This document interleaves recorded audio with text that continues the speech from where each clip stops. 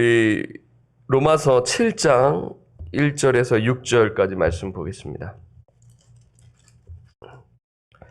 로마서 7장 1절에서 6절까지 말씀입니다. 교독합니다. 형제들아, 내가 법 아는 자들에게 말하노니 너희는 그 법이 사람이 살 동안만 그를 주관하는 줄 알지 못하느냐? 남편이 있는 여인이 그 남편 생전에는 법으로 그에게 매인 바 되나 만일 그 남편이 죽으면 남편의 법에서 벗어났느니라. 그러므로 만일 그 남편 생전에 다른 남자에게 가면 음녀라. 그러나 만일 남편이 죽으면 그 법에서 자유롭게 되나니 다른 남자에게 갈지라도 음녀가 되지 아니하느니라. 그러므로 내 형제들아, 너희도 그리스도의 몸으로 말미암아 율법에 대하여 죽임을 당하였으니 이는 다르니 곧 죽은 자 가운데서 살아나신 이에게 가서 우리가 하나님을 위하여 열매를 맺게 하려 함이라.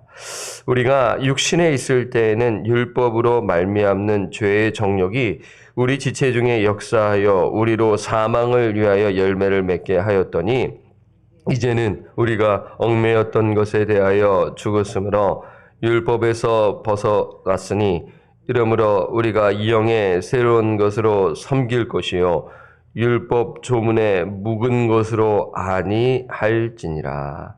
아멘. 오늘 설교 제목은 그리스도인은 율법에 대하여 죽었습니다 입니다.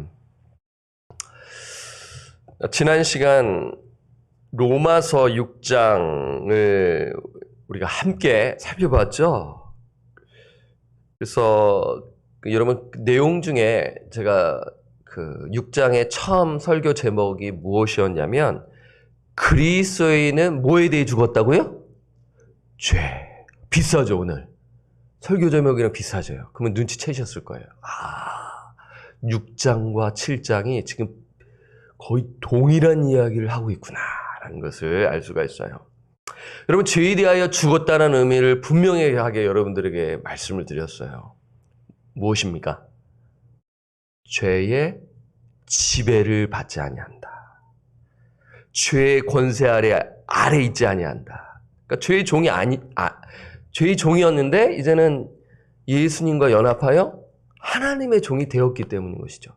분명히 여러분 이거 아실 것입니다. 예. 그래서 죄가 우리를 주장하지 못한다라는 거예요. 죄를 마음 놓고 죄를 짓지 못하는 거예요. 네. 그래서 6장 14절을 한번 보면은, 한번 보세요. 6장 14절 한번 보세요. 죄가 너희를 주장하지 못하리니, 이는 너희가, 왜냐하면 너희가 뭐 아래 있지 아니하고요? 법 아래 있지 아니하고 은혜 아래 있음이라. 자, 법 아래. 제가 살짝 드렸잖아요. 이거 제가 7장 가서 말씀드리겠다고요. 법 아래 있다라는 것. 어떤 의미인가요? 자, 15절에도 나와요. 자, 여러분 15절 말씀 함께 읽겠습니다. 시작.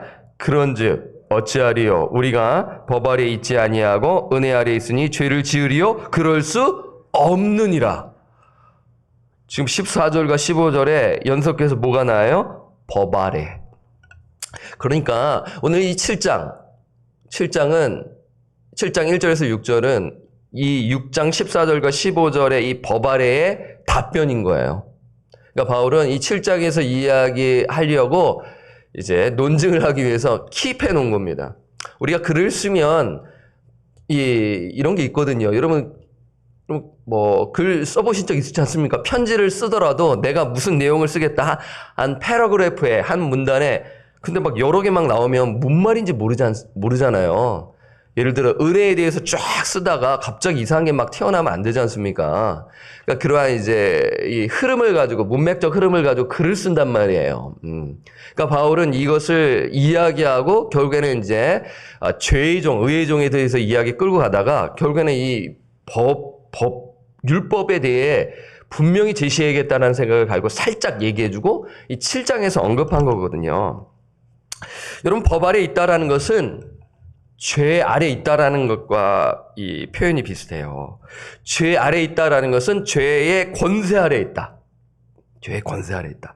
그러면 법 아래 있다는 것은 율법의 권세 아래 있다는 것이죠.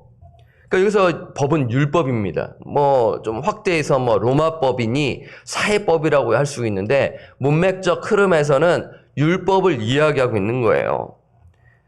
뭐 사회법 해도 상관없어요. 왜 그러냐면 하나님께서 우리에게 양심을 주셨단 말입니다. 그 양심에 따라 법이 만들어진 겁니다. 그러니까 근데 오늘날 이제 포스트 모더니즘 17세기 이후로 계몽주의로 인하여 사람들이 이제 더 이상 신은 없다, 혹은 우리가 더 이상 신의 지배를 받을 필요가 없다 하면서 해방선을 하지 않습니까? 그게 계몽주의거든요. 네. 그러니까 이제 그런 부분에서 이제 법들이 이제 하나님의 말씀에 위배된 법들을 막 만들잖아요. 인간이 이제 이렇게 교만에 더 막 노골적으로 이렇게 진행되는 것을 볼 때 우리는 잘 압니다. 어쨌든 여기서 이제 문맥적 흐름은 율법을 가리키는 거예요. 자, 그럼 모든 사람은 어디 권세 아래 있는 거예요? 예수 믿기 전에는요? 믿기 전에 율법의 권세 아래 있다는 것입니다. 율법의 지배를 받고 있다는 거예요. 이게 무슨 말이에요? 그러니까 이 율법이 소위 그러니까 우리에게 구원을 줄 수 있어요, 없어요? 줄 수 있어요, 없어요? 없죠. 이거 분명히 아셔야 됩니다. 율법을 통해 우리가 구원을 얻을 수 있어요? 율법의 행위를 통해 구원을 얻을 수 있나요? 없어요. 의롭다함을 받지 못한다고 분명히 이야기하지 않았습니까? 그러니까 율법의 역할에 대해서는 금요일에 아주 자세하게 또 말씀을 드릴게요. 그거는 뭐 제가 드리고 싶어서가 아니라 이 문맥에서 지금 또 이야기해요. 네. 여러분, 율법은요, 지금 바울이 상당히 유대인들과 다르게 이야기하고 있다는 것을 제가 이미 드렸지 않습니까? 율법은 죄가 무엇인지를 깨닫게 합니다. 그래서 율법을 딱 들이댔더니, 내가 죄인이구나. 나를 정죄하는 거예요. 그리고 하지 말라 하는데 반항심이 있어가지고 죄성이 있으니까 또 하는 거예요. 고발하는 거예요. 부추기는 거예요. 정죄를 받는 거예요. 지금 이 이야기를 하고 있는 것이죠. 그러니까 벌벌벌 떠는 거죠. 근데 이제 제가 이제 금요일에 말씀드리겠지만 바울은 착각하고 있었던 거예요. 그러니까 이 착각했다라는 것을 빌립보서에 보게 되면은 자신이 자랑했던 걸 다 배설물로 여긴다는 내용 기억하시죠? 8일 만에 할례를 받고 나는 바리새인 중에 바리새인이라고 이야기하지 않습니까? 자기가 착각하고 있었다라는 거예요. 하나님 잘 믿는다고 생각했는데 그게 아니었다라는 것을 고백하지 않습니까? 그런 맥락에서 바울은 자기 자신의 이야기를 이제 풀어나가는데 그건 다음 시간에 드릴게요. 어쨌든 지금 말씀드리는 것은 율법의 그 정죄로부터 그러니까 정죄를 받고 있었다라는 측면에서 이 율법 아래에 있다라는 것이죠. 그런데 그리스도에는 법 아래에 있지 않다라고 이야기하는 거예요. 지금 이야기하지 않습니까? 14절에 보니까 법 아래에 있지 아니하고 너희가 15절에 법 아래에 있지 아니한다. 그러니까 예수 믿기 전에는 법 아래에 있다. 그러니까 예수 믿고 난 후에는 법 아래에 있지 아니한다라는 것을 이야기하잖아요. 그러면 율법의 권세 아래에 있지 아니하고 율법의 지배에서 해방되었다라는 것을 의미하죠. 이 부분이 좀 딱딱해요. 어쩔 수 없습니다. 여러분 잘 이해하시리라고 믿고요. 그러면 7장의 핵심 단어를 뭐로 할 수 있나요? 율법입니다. 계명이에요. 여러분 7장을 단숨에 한번 읽어보세요. 쫙 하면은 율법 이야기를 하고 있는 것이죠. 네, 상당히 많이 반복되어 있는 거예요. 지금 바울은 율법에서 해방되었다라는 것을 이제 이해할 수 있도록 예를 하나 들어줘요. 뭘까요? 결혼 관계를 통해서요. 자, 한번 7장 1절 한번 볼까요? 1절을 딱 보면은 형제들아 내가 법하는 자들에게 말하노니 너희는 그 법이 사람이 살 동안만 그를 주관하는 줄 알지 못하느냐. 바울은 법이 사람이 살 동안만 그를 주관하는 줄 알지 못하느냐라고 이야기합니다. 다르게 번역하면 율법은 사람이 살아있을 동안에만 그에게 구속력이 있다는 거예요.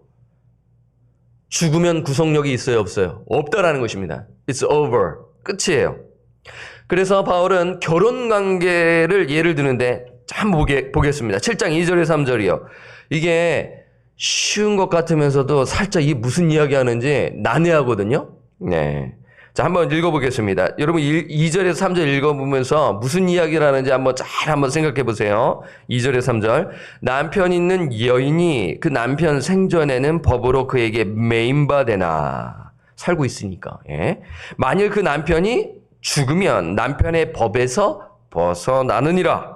3절. 그러므로 만일 그 남편 생전에 다른 남자에게 가면 음녀라. 그러나 만일 남편이 죽으면 그 법에서 자유롭게 되나니, 법에서 자유롭게 된다, 해방된다. 다른 남자에게 갈지라도 음녀가 되지 아니하느니라. 자, 여기까지 읽으면 무슨 이야기하는지는 이해가 돼요. 예, 우리가 이 사회생활하고 이 법을 조금만 알더라도 이게 무슨 이야기하는지 압니다. 다시 한번 정리를 할게요. 자, 남자와 여자가 결혼을 했습니다. 서로 사랑하여 결혼을 했어요. 혼인신고하여 법적으로 부부가 되었지요. 그런데 결혼의 법이 언제까지 구속력이 있나요? 살아있을 때까지.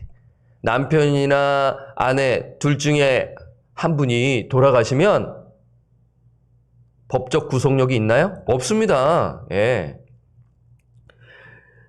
그러니까 지금 누가 죽었다라는 것을 지금 표현하죠? 남편이 죽었다는 거죠. 그러니까 남편이 죽으면 아내는 법에서 벗어나게 된다라는 것이죠. 벗어난다라는 것은 자유함을 얻는다라는 것이에요. 해방입니다. 그래서 8장에 보게 되면 여러분 예수 안에 있는 생명의 법이 죄와 사망의 법에서 너를 해방하였음이라 내용이 나오지 않습니까? 이 부분에서 이제 나중에 이제 말씀을 드릴게요. 근데 만약 아내가 남편이 살아있는데 시퍼렇게 살아있는데 다른 남자에게 가면 어떻게 돼요? 어떻게 돼요? 간음이죠. 시퍼렇게 옆에 막 살고 있는데 다른 남자에게 가면 간음이라는 거예요.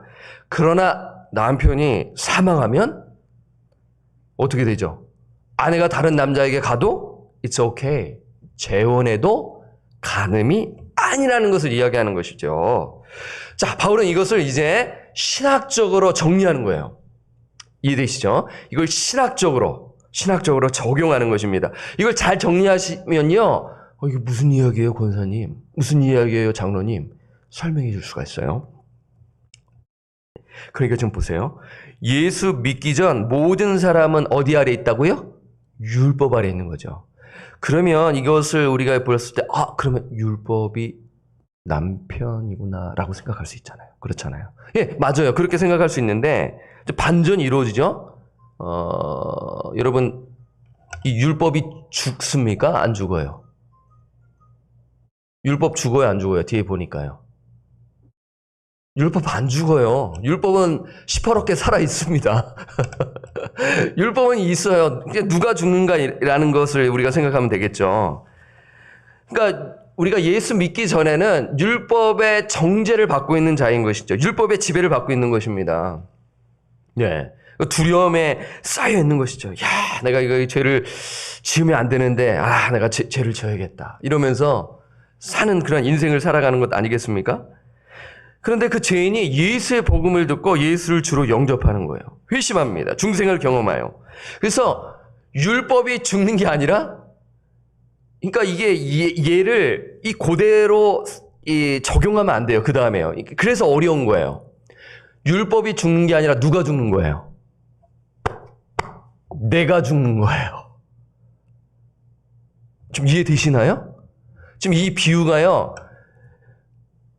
앞에 비유를 정확하게 이해하시고 뒤에 적용할 때는 이 율법이 남편이라는 거잖아요. 어떻게 보면요. 지금 맞잖아요. 근데 율법이 죽는 게 아니라 누가 죽어요? 내가 죽는 거예요. 예수 믿는 자가 죽는 것입니다. 율법은 시퍼렇게 계속 살아있는 것입니다. 예수 믿고 난 후에 이제 율법에 대해서 이야기하지 않습니까? 율법이 죄냐? 그럴 수 없느니라. 율법은 선한 것입니다. 그러니까 여러분 보세요. 율법이 지금 죽은 것이 아니라 예수 믿는 자가 죽는 것인데요. 예수와 함께 죽는다라는 것을 이야기하는 거예요. 그러니까 6장에 영적 세례를 기억하시면 되지 않겠습니까? 여러분 기억나시죠?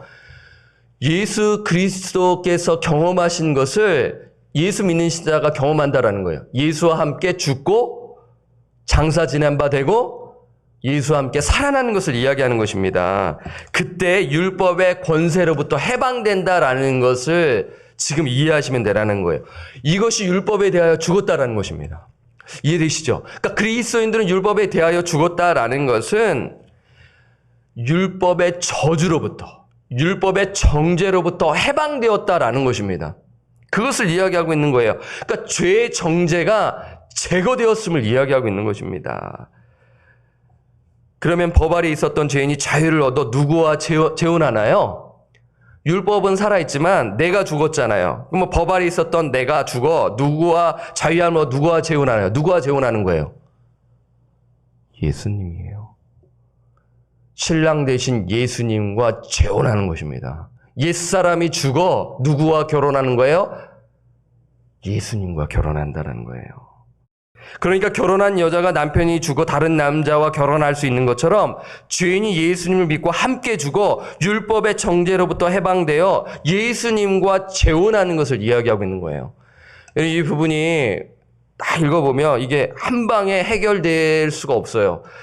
저도 목사님들 설교 들었는데 매끄럽지가 않더라고요. 그러니까 제 설명이 여러분 어떻게 이해되셨는지 참 궁금하고요. 저는 이 부분으로서 이렇게 어제 정리가 되었고 여러분들에게 드립니다. 이 부분을 4절에서 이야기합니다. 자, 한번 성경을 보면은 분명하게 여러분들에게 제시할 수 있어요. 제가 제 말로 설명이 좀 매끄럽지 못하더라도 4절을 통해 정리가 되거든요. 한번 볼까요? 잘 보세요. 이게 이해해야 됩니다. 예. 그러므로 내 형제들아, 너희도 그리스도의 몸으로 말미암아 율법에 대하여 뭘 당했다고요? 죽임을 당하였으니 이는 다르니 곧 죽은 자 가운데서 살아나신 이에게 가서 누구에게 가는 거예요? 예수님에게 간다라는 거예요. 재혼한다라는 거예요. 그러니까 우리가 하나님을 위하여 열매를 맺게 하려 함이라. 여러분, 그리스도의 몸으로 말미암으라는 것은 어떤 의미입니까? 예수님의 죽음을 가리키는 거예요. 예수님의 죽음으로 말미암아 예수 믿는 신자가 예수님이 십자가에서 죽으신 것처럼 우리 신자 또한 죽는다라는 것이에요. 예수와 연합한다라는 것을 이야기하고 있는 것이에요. 그때 율법에 대하여 죽임을 당하는 겁니다. 그 죽임을 당한다라는 것은 율법의 정죄로부터의 해방이에요. 율법의 저주로부터 해방이에요. 그게 갈라디아서 3장에 그 이야기가 나와 있어요. 이거 무슨 이야기야? 지금 율법에 지금 문제가 있는 것인가? 그러니까 율법 자체는 문제가 되지 않아요. 문제는 우리에 있는 거예요. 우리의 죄성이 문제라는 거예요. 그래서 지금 이것을 이야기하고 있는 거예요. 그래서 7장 7절에 보게 되면 여러분 나중에 금요일에 보셨을 때 여러분 성경을 7장 끝까지 한번 딱 읽어보세요. 지금 그 이야기를 하고 있는 것이죠. 그래서 여러분 예수님과 재혼하여 새로운 삶을 사는 것을 이야기하는 거예요. 예수님께 속한 삶을 사는 거예요. 하나님께서 이러한 은혜를 주신 목적은 무엇인가요? 자, 7장 4절에 한번 볼까요? 4절 한 번 더 읽겠습니다. 시작. 그러므로 내 형제들아 너희도 그리스도의 몸으로 말미암아 율법에 대하여 죽임을 당하였으니 이는 다르니 곧 죽은 자 가운데서 살아나신 이에게 가서 우리가 하나님을 위하여 열매를 맺게 하려 함이라. 이 목적이에요. 하나님께서 우리에게 새 생명을 주신 은혜. 우리가 옛사람이 죽어 예수님과 연합하여 예수님과 재혼할 수 있도록 하신 목적이 무엇입니까? 하나님을 위하여 열매를 맺기 위함인 것이죠. 하나님께서 우리를 죄와 사망의 법에서 우리를 건지시고 예수 그리스도와 연합하시도록 하신 목적은 신자들의 삶 속에서 열매를 맺게 하려 함이다라는 것입니다. 여기서 열매는 무엇입니까? 성령의 열매입니다. 그래서 8장에 성령이 나오는 거예요. 성령. 그리고 7장 6절을 보세요. 이제는 우리가 얽매였던 것에 대하여 죽었으므로 율법에서 어떻게 해요? 벗어났으니. 율법에서 벗어났으니. 그러니까 율법에서 벗어났다는 것은 율법의 저주, 율법의 정죄입니다. 그러니까 여기서 오해를 한단 말이에요. 유대인들이나 우리들도 이 율법에 뭐가 문제가 있나? 그래서 이러므로 우리가 영의 새로운 것으로 섬길 것이요. 이제는 섬길 수 있다라는 거예요. 율법을 지킬 수 있다라는 거예요. 기쁜 마음으로 순종할 수 있다라는 것이죠. 율법 조문에 묵은 것으로 아니할지니라라고 이야기하는 것이죠. 그래서 참신자는 성령을 맺으며 거룩한 삶을 산다라는 것을 지금 일관되게 이야기하고 있는 것이죠. 6장 22절에 보세요. 그러나 이제는 너희가 죄로부터 해방되고 하나님께 죄로부터 해방되고 그 다음에 율법의 정죄로부터 해방되고 동일한 이야기죠. 그래서 하나님께 종이 되어 거룩함에 이르는 열매를 맺었으니 그 마지막은 영생이라. 7장도 그 동일한 이야기를 하고 있는 것입니다. 여러분 이 부분에 대해서 다시 제가 금요일에 드릴게요. 이 율법에 대해서 여러분들이 헷갈릴 수가 있어요. 이게 무슨 이야기를 하는 건가? 그러니까 여러분 눈빛을 보면 제가 알 수가 있거든요. 이거 알 것 같기도 하고 모를 것 같기도 하고. 그러니까 토론을 해야 돼요. 토론. 진짜 아십니까? 하고. 예, 저는 궁금해요. 진짜 아는가 모르는가. 예. 이게 목회자로서의 그 간절한 마음이에요. 아, 서 목사님 왜 이러십니까? 그냥 넘어가죠. 그게 아니에요. 정확하게 알고 이것을 정확하게 설명해 줘야 영원히 병들지 아니한다라는 거예요. 이상한 목사들이 성도들을 아주 못 살게 구는 거예요. 완전성화. 야, 너 뭐 그래가지고 뭐 천국 들어가겠어. 막 이러면서 막 정지하는 거예요. 예. 막 뜨거워져가지고 할 수 있다 하시니는 하면서 막 그러면서는 뭐 그때는 되지만 이 사람이 넘어질 때가 있는데 이러면서 막 이거 무섭습니다. 여러분 이걸 잘 생각하셔야 되는 거예요. 율법을 통해서는 생명을 얻을 수 없습니다. 율법을 통해서는 열매를 맺을 수 없어요. 그러나 예수에 연합하신 신자는 성령님을 통해 성령을 열매를 맺게 된다는 것을 믿으시기를 바랍니다. 이거예요.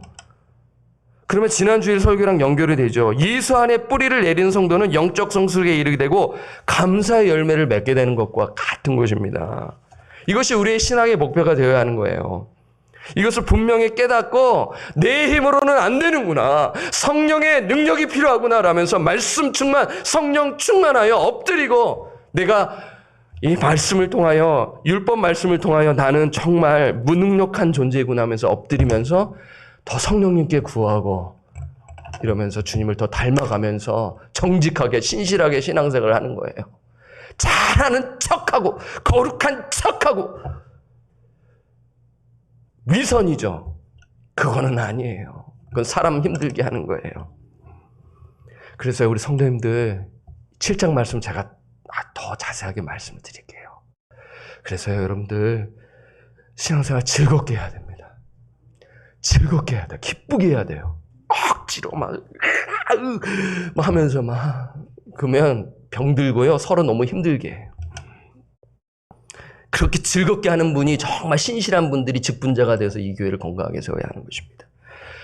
오늘 이 새벽에 나오신 분도 이 말씀 잘 기억하시고요. 예수 그리스도와 친밀히 교제하여 풍성한 열매를 맺으시며 사시는 우리 성도님들 되시기를 주님의 이름으로 부탁드리고 축원합니다. 아멘. 191장입니다. 우리 191장. 우리는 율법의 그 정죄로부터 해방함을 얻었습니다. 그래서 기쁜 마음으로 성령의 능력을 의지하며 살겠습니다. 우리 한번 박수치며 찬양하겠습니다.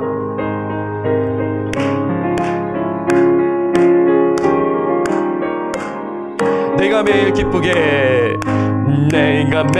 기쁘게 순례의 길에 감은 주의 팔이 나를 안보하며 내가 주의 큰 복을 받는 참된 미련은 주의 영이 함께함이라. 성령이 계시네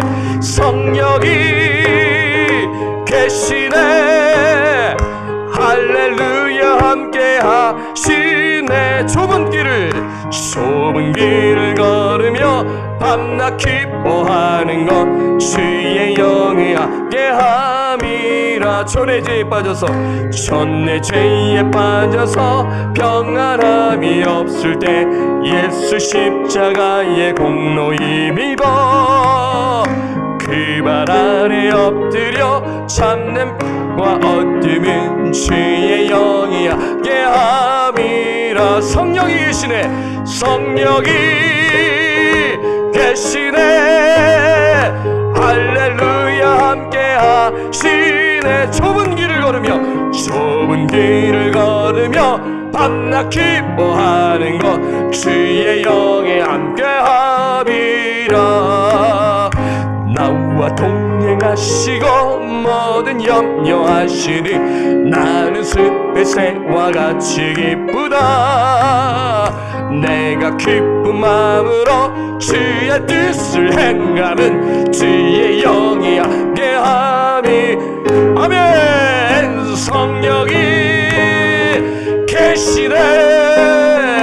할렐루야. 함께하시네. 좁은 길을 걸으며 밤낮 기뻐하는 것 주의 영이 함께함이라.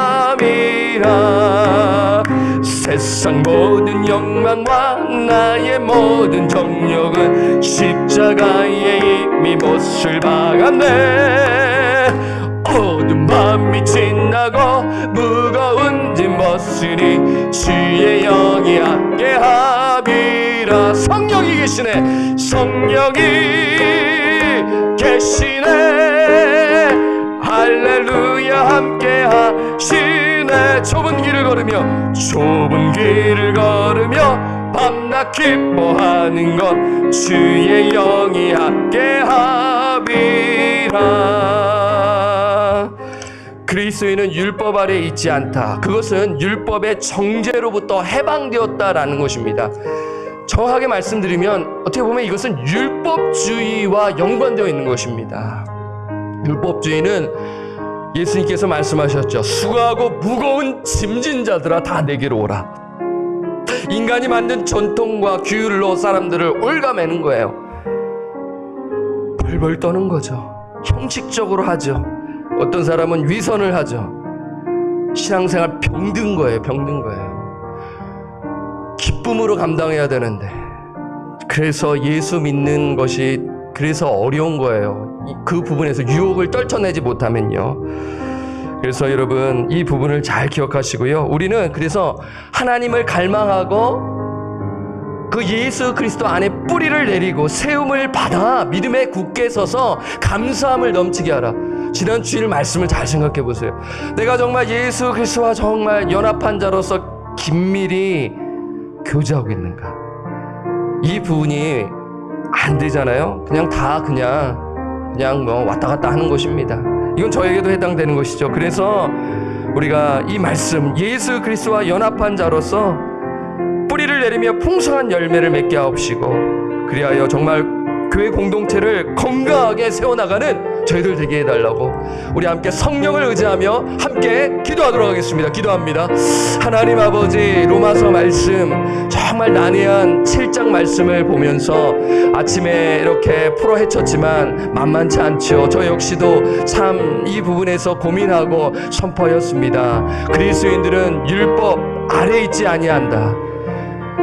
율법의 정죄로부터, 그 율법의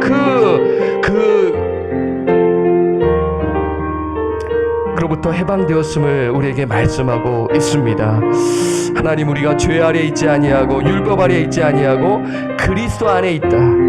예수와 연합하였다. 예수와 함께 죽고 장사 지낸 바 되고 함께 산 자로서 성령님이시여 우리 심령 가운데 함께 하여 주심을 믿습니다. 이미 성령님이 계십니다. 그리하여 아버지, 우리가 예수 그리스도를 주로 받은 자로서 그 안에서 행하게 하시고 예수 그리스도 안에서 뿌리를 내리게 하시고 세움을 받아 믿음에 굳게 서서 교훈에 받은 대로 믿음에 굳게 서서 감사함을 넘치게 하는 삶을 살아가게 하도록 주님 인도하여 주시기를 기도드립니다. 하나님, 이 로마서 말씀을 통하여 이 새벽에 나오시는 분들, 우리 성도님들 깨닫게 하여 주시고, 어렵지만은 그리하여 정말 거룩한 그 백성으로서의 삶을 살게 하여 주옵소서. 하나님을 기쁘시게 하는 삶을 살아가도록 인도하여 주옵소서. 가정에서 또 직장에서 어느 곳에 있든지 간에 율법의 정죄로부터, 율법의 저주로부터 해방된 자로서 성령을 의지하며 성령의 능력을 의지하며 살아가는 저희들 되게 하옵소서. 예수님의 이름으로 기도드립니다. 아멘. 자, 두 번째는 환우들을 위해 기도하겠습니다. 양현모 집사님, 김영문 집사님, 고창선 집사님, 우리 리사 자매를 위해서 윤정혜 권사님, 현영균 집사님, 전승준 형제님, 매튜 형제를 위해서 기도해 주시길 바랍니다. 무엇보다도 우리 환우들이 예수 그리스도를 갈망하며 하나님을 갈망하며 정말 뿌리를 내리며 풍성한 열매를 맺기를 소원합니다. 혹여나 우리 명단을 또 드린 줄 중에는 저는 몰라요. 네. 아직 예수를 만나지 못한 영혼이 있다면 복음을 듣게 하시고 확신 가운데 살아갈 수 있도록 이 부분 또한 또 기도해 주시고 신실하신 하나님을 붙들며 나아가는 환우들 될 수 있도록 또 병고침과 영적인 부분에서 함께 기도하겠습니다. 하나님 아버지, 우리 환우들을 위해 기도합니다. 양현모 집사님을 위하여 기도해요. 수술 이후 또 지금 시애틀에 계십니다. 하나님 잘 또 치료받고 또 시간을 보내고 잘 또 돌아오실 수 있도록 인도하여 주옵소서. 그 가정을 주님께서 붙드시고 인도하여 주옵소서. 그리하여 또 회복되어져 몸된 교회를 섬기는 우리 양현무 집사님 되게 하옵소서. 또 우리 김영문 집사님을 위하여 기도합니다. 심장을 고쳐주시고 성령께서 붙들어 주시고 하나님의 말씀을 가까이 하고 또 예배를 사모하는 우리 김영문 집사님 되게 하옵소서. 우리 고창선 집사님 매 주일 오셔서 예배 드리십니다. 우리 집사님 주님께서 긍휼히 여기시고 목소리가 회복되게 하여 주옵소서. 또 리사자매 하나님께서 회복시켜 주셨습니다. 하나님 간절히 기도하는 것은 예수를 깊이 만나 신앙생활 잘 해나가는 우리 리사자매님 되게 하여 주옵소서. 우리 윤정희 원사님 무릎을 고쳐주시고 회복시켜 주옵소서. 현영길 집사님 암을 고쳐주시고 또 함께 예배드릴 수 있도록 인도하여 주옵소서. 우리 전승준 형제를 위해 기도합니다. 늘 기도하고 있습니다. 주님 아시지요? 하나님 주님께서 이 형제를 긍휼히 여겨 주옵소서. 또 우리 매튜 우리 학생을 위하여 기도합니다. 눈을 고쳐주시고 또 아토피를 고쳐주시고 함께 또 예배드릴 수 있도록 인도하여 주옵소서. 하나님 우리 환우들 가운데 예수를 전인격적으로 만나지 못한 영혼이 있습니까? 주님 그 영혼에게 필요한 것은 예수를 만나는 곳입니다. 성령이 부어지고 그리하여 예수와 연합하여 예수님과 함께 죽고 함께 장사 지낸 바 되고 살아나야 그 영혼에게 소망이 있는 것이지요. 아버지 아무리 물질적으로 아버지 병이 낫는다고 해도 예수 만나지 못한다면 다 헛것입니다. 우리 환우들에게 주여 성령을 부어주시고 말씀을 부어주셔서 아버지 하나님을 가까이 하는 하나님을 갈망하는 우리 환우들 되게 하여 주옵소서. 그리하여 로마서 7장에 나와 있는 말씀 6장 7장의 말씀 있는 이 말씀대로 살아내는 우리 환우들 되게 하여 주옵소서. 하나님의 뜻이 온전히 이루어지기를 주님 소원합니다. 예수 그리스도의 이름으로 기도드립니다. 아멘. 우리 세 번째 기도 제목은 우리가 기도하죠. 목회자를 위해서 기도하도록 하겠습니다. 이렇게 또 말씀을 준비하고 나아가는 우리 목회자들, 우리 하은식 목사님을 위해서, 또 저를 위해서, 또 최 목사님과 우리 또 고덕기 전사님, 제 아내 또 김인숙 전사님을 위해서 기도해 주시기를 바랍니다. 이 로마서 6장 7장 이 부분 말씀을 알고 또 8장을 알잖아요.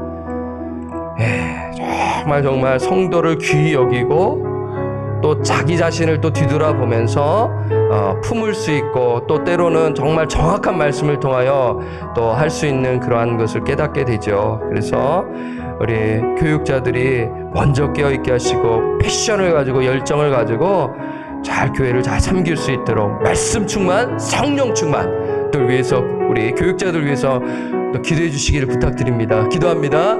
하나님 아버지 간절히 기도합니다. 하원식 목사님을 위하여 저희가 기도합니다. 11월 또 그리고 또 12월 또 시간이 흐르고 있는 가운데 이제 한 달 후면은 저희 교회에 부임하셔서 목회 사역, 말씀 사역을 감당하실 것입니다. 하나님 간절히 기도하는 것은 오늘 이 로마서 말씀에 따라 하나님 우리 목사님 복음으로 무장되게 하시고 말씀으로 무장하여 아버지 하나님의 말씀을 정확하게 그리고 담대하게 또 선포하고 또 예수 믿지 아니하는 영혼을 만나면 복음을 전하고 그리하여 영적으로 분별하여 한 영혼들을 하나님 주께로 인도하는 복음 전도자, 복음 사역자 우리 목사님 되게 하여 주옵소서. 주여 또한 간절히 기도하는 것은 저와 우리 최 목사님 열정을 가지고 패션을 가지고 주의 사역을 감당하는 저희 목회자들이 되게 하여 주시기를 기도합니다. 성령님 주관하여 주옵소서. 하나님 건강함을 주시고 성령 충만케 하시고 말씀 충만케 하여 주시기를 간절히 기도드립니다. 우리 고독기 전사님 힘을 주시고 담대함을 주옵시고 행정사역과 주여 방송사역을 잘 감당케 하여 주시기를 간절히 기도드립니다. 하나님 아버지 주관하여 주십시오. 또 우리 김인숙 전사님 제 안에 맡겨진 사명을 잘 감당케 하시고 아버지 하나님의 영광을 위하여 하나님의 높고 위대하심을 찬양하며 하나님의 뜻이 온전히 이루어지도록 사용하시고 인도하여 주옵소서. 우리 방주교회 우리 교육자들이 설섬수범케 하여 주옵소서. 예수님의 이름으로 기도드립니다. 아멘. 자, 우리 서로를 위해서 기도하고 오늘 마치도록 하겠습니다. 우리 한 분 한 분 이름을 불러가며 기도하죠. 그래서 지난 주일에 선포한 말씀 그리고 팔복의 말씀을 또 여러분 또 하시면서 한 분 한 분 정말 복 있는 인생 살아갈 수 있도록 가정을 주님께서 붙드시고 자녀들을 붙드시고 이번 한 주 아니 인생의 전반에 걸쳐서 감사가 넘치는 삶을 살아가는 우리 장로님, 권사님, 우리 집사님 될 수 있도록 우리 한번 축복기도 서로를 향해 하고요. 오늘 마치도록 하겠습니다. 기도합니다. 하나님 아버지 화요일 새벽에 이렇게 참석하신 귀하신 우리 성도님들을 축복합니다. 하나님 아버지 우리 이미숙 집사님, 또 우리 조정아 집사님, 우리 고중기 장로님을 위하여 기도합니다. 필요한 것들을 채워주시고 신령한 복을 풍성히 누리게 하옵시고 자녀들을 주님께서 붙드시고 인도하여 주옵소서. 아버지 자녀에 대한 고민이 있을 줄 압니다. 그리하여 이 새벽에 나와 자녀들을 위하여 눈물로 기도하실 줄 압니다. 주님 들으시고 인도하여 주시고 평안한 가운데 감사한 가운데 예수 그리스도 안에 뿌리를 깊이 내리게 하시고 세움을 받아 감사함을 넘치게 하라. 이 삶을 살아가는 귀한 우리 장로님 집사님 되게 하여 주옵소서. 또 우리 이봉자 집사님을 위하여 기도합니다. 하나님 우리 이봉자 집사님 이 새벽을 깨우며 기도하고 계십니다. 아버지 우리 남편분 건강함을 주시고 아버지 회복시켜 주옵소서. 또 우리 이광열 집사님을 위하여 기도합니다. 눈물로 기도하고 외칠 때 선포할 때 성령이여 성령이여 주관하여 주옵소서. 직장터를 지키시고 인도하여 주옵소서. 우리 고독기 전사님 아들 주여 가정을 주님께서 붙드시고 또 효도하고 계시는데 김영문 집사님을 주님 기억하여 주옵소서. 또한 하나님 아버지 우리 주장순 권사님을 위하여 기도합니다. 아버지 아들을 기억하시고 따님을 기억하시고 하나님을 영화롭게 하는 귀한 아드님과 따님 되게 하여 주옵소서. 또한 우리 병경희 권사님과 변유섭 장로님 이렇게 또한 또 나오셔서 함께 부부가 기도합니다. 아버지 주님께서 인도하여 주시고 그 두 따님을 기억하시고 하나님을 영화롭게 하는 귀한 그런 첫째 따님 가정이 되게 하시고 또 둘째 따님 정말 믿음의 그런 삶을 살아내며 나아가도록 인도하여 주옵소서. 또 우리 김수경 집사님을 위하여 기도합니다. 반주사역 잘 감당케 하시고 가정을 돌보시고 인도하여 주옵소서. 하나님 아버지 팔복의 말씀이 삶 가운데 풍성하게 하옵시고 감사가 넘치는 한 주간 살아갈 수 있도록 주님 인도하여 주옵소서. 예수 그리스도의 이름으로 기도드립니다. 아멘. 하나님 아버지 감사함을 드립니다. 이 화요 새벽에 이렇게 주님의 이름을 부르며 하나님을 갈망하며 의에 줄이고 목마른 자로서 이렇게 예배에 나올 수 있도록 인도하여 주심에 감사함을 드립니다. 하나님 오늘 이 말씀 딱 읽었을 때는 이해하기가 쉬운 말씀이 아니라는 것을 잘 압니다. 그럼에도 하나님 말씀을 최선을 다하여 준비하였사오니 성령께서 이 7장 말씀을 깨닫도록 주여 지혜를 주셔서 그리하여 우리가 정말 율법 아래 있지 아니하고 은혜 아래 있다라는 것을 기억하며 성령을 의지하며 하나님의 은혜를 의지하며 살아가는 귀한 우리 권속들 될 수 있도록 인도하시고 역사하여 주옵소서. 율법 앞에서 벌벌 떨며 신앙생활하는 것이 아니라 아버지 성령을 의지하며 하나님의 말씀에 순종하며 기쁨으로 순종하며 교회를 섬기는 오늘 이 새벽에 나오신 우리 권속들 될 수 있도록 은혜를 내려 주옵소서. 무엇보다도 예수 그리스도 안에 뿌리를 내리며 풍성한 열매를 맺으며 살아갈 수 있도록 주님 인도하시고 붙들어 주시고 역사하여 주옵소서. 예수 그리스도의 이름으로 간절히 기도드립니다. 아멘. 주기도문 하겠습니다. 하늘에 계신 우리 아버지여, 이름이 거룩히 여김을 받으시오며 나라가 임하시오며 뜻이 하늘에서 이루어진 것 같이 땅에서도 이루어지이다. 오늘날 우리에게 일용할 양식을 주옵시고 우리가 우리에게 죄 지은 자를 사하여 준 것 같이 우리 죄를 사하여 주옵시고 우리를 시험에 들게 하지 마옵시고 다만 악에서 구하옵소서. 대개 나라와 권세와 영광이 아버지께 영원히 있사옵나이다. 아멘. 네, 여러분 또 개인 기도하시고요. 돌아가시도록 하겠습니다.